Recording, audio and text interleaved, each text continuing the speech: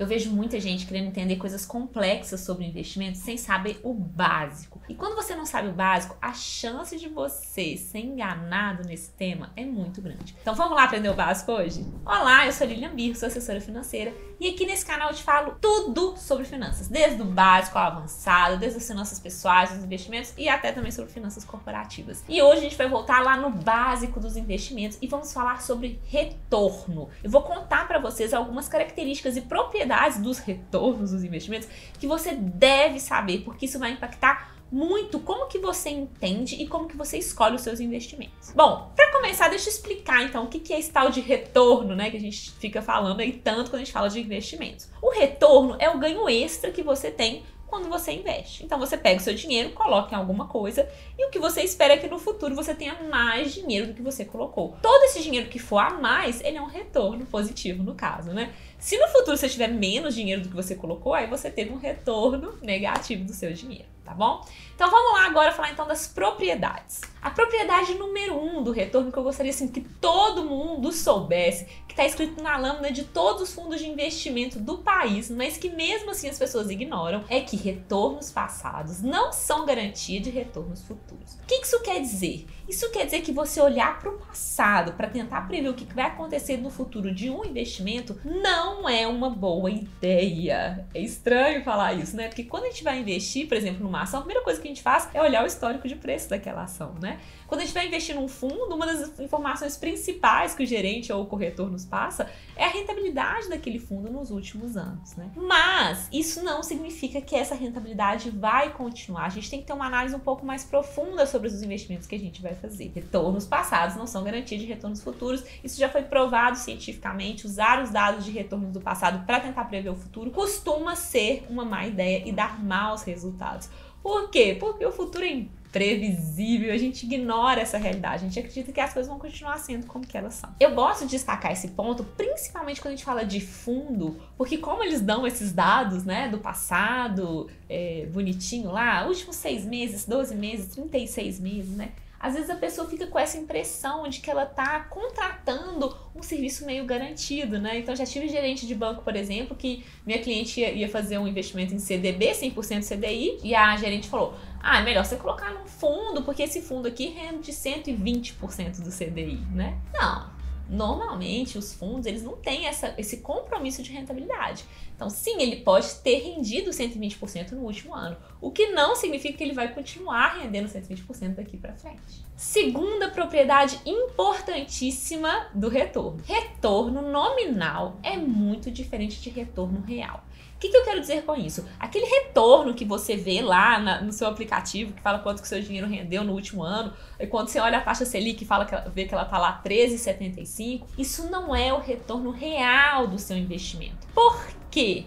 Porque esse retorno está ignorando um fator muito importante que é a inflação. Então, quando o tempo vai passando e o preço dos produtos vão subindo, o seu poder de compra vai diminuindo se o seu dinheiro fica parado, né? Então, se você coloca o seu dinheiro e aplica esse dinheiro, você consegue investir, sim, você vai ter uma rentabilidade. Mas não é que aquela rentabilidade é toda sua, porque parte dessa rentabilidade foi comida pela inflação, pela perda no seu poder de compra. Então, pensa assim, se você tem um dinheiro que rendeu 15%, mas a inflação naquele período foi 10%, na realidade o seu retorno real foi aí por volta de uns 5%, tá? Então cuidado, porque às vezes as pessoas veem essas informações e ficam assim, nossa, mas tô ganhando 3,75% ao ano, tá maravilhoso. Mas não necessariamente, a gente tem que entender o que realmente o nosso dinheiro valorizou e o que na verdade foi só uma mudança nominal que a gente chama, né? Então assim, antes eu tinha 1 milhão, agora eu tenho 1,5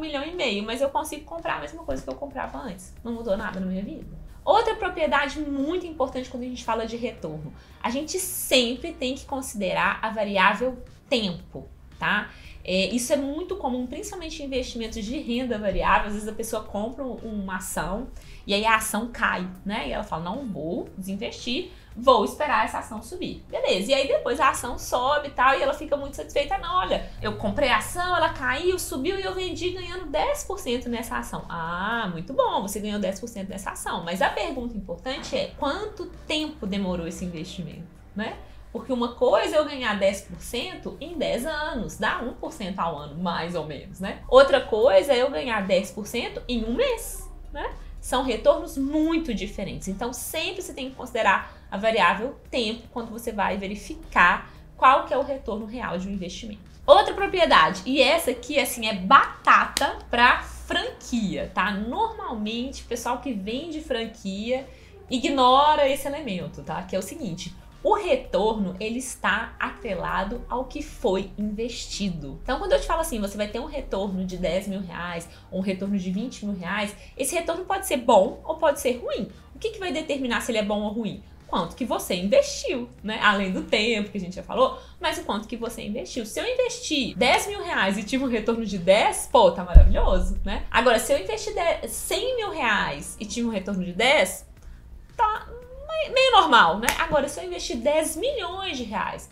e tive um retorno de 10 mil, aí eu já tô falando de um investimento ruim, tá? Por que eu falo que isso costuma ser um problema, né, na franquia? Porque normalmente essas empresas que vendem franquias, elas vinculam muito com quanto que você vai tirar por mês, né? Ah, você vai conseguir tirar 5 mil por mês ou 10 reais por mês, é um bom salário, né? Mas elas estão ignorando completamente o valor investido que você teve que gastar para comprar a franquia, para organizar a loja ou o que quer que seja, né? Então, sempre lembrar que existe uma parte, né, do retorno que está vinculada ao quanto que foi investido. E se o investimento é alto, um retorno tem que ser bem alto para compensar esse investimento alto também. Tem um quinto aspecto que normalmente eu não vejo as pessoas considerando, mas que também é muito importante, que é o seguinte: o retorno tem que ser avaliado em comparação à quantidade de trabalho que eu tive que colocar para ter esse retorno, tá? Vou explicar melhor. A gente tem investimentos que são investimentos que eu vou chamar assim mais passivos, que exigem pouco trabalho da nossa parte, pouco tempo nosso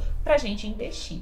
E a gente tem investimentos que eles meio que misturam investimento com uma parte de trabalho mesmo, de ocupação. Seja, por exemplo, né, quem vai investir na bolsa, o tempo que ocupa estudando o assunto, pesquisando, escolhendo as ações, acompanhando o mercado, né? Ou alguém que vai investir no mercado real, que acaba tendo que se dedicar realmente, assim, horas de trabalho para conseguir ter um retorno. Então isso a gente tem que considerar, né? Principalmente nós que somos pessoas físicas, a gente tem que considerar que o nosso tempo e o nosso trabalho também precisa ser remunerado, tá? Então, se eu faço um investimento que vai me dar um retorno, sei lá, 10 mil reais a mais do que o que eu conseguiria no investimento passivo, mas que me exige de trabalho muito mais do que eu ocuparia para ganhar esses mesmos 10 mil reais, então já começa a ter um investimento que não vale tanto a pena, tá? Então sempre pensa nisso. Ah, esse investimento rende mais, beleza, mas quanto de trabalho a mais ele me exige? Isso também a gente tem que considerar. E por fim, um aspecto que muita gente costuma esquecer quando a gente está falando de retorno é que muitas vezes retornos maiores, eles aparecem vinculados a um risco maior, tá?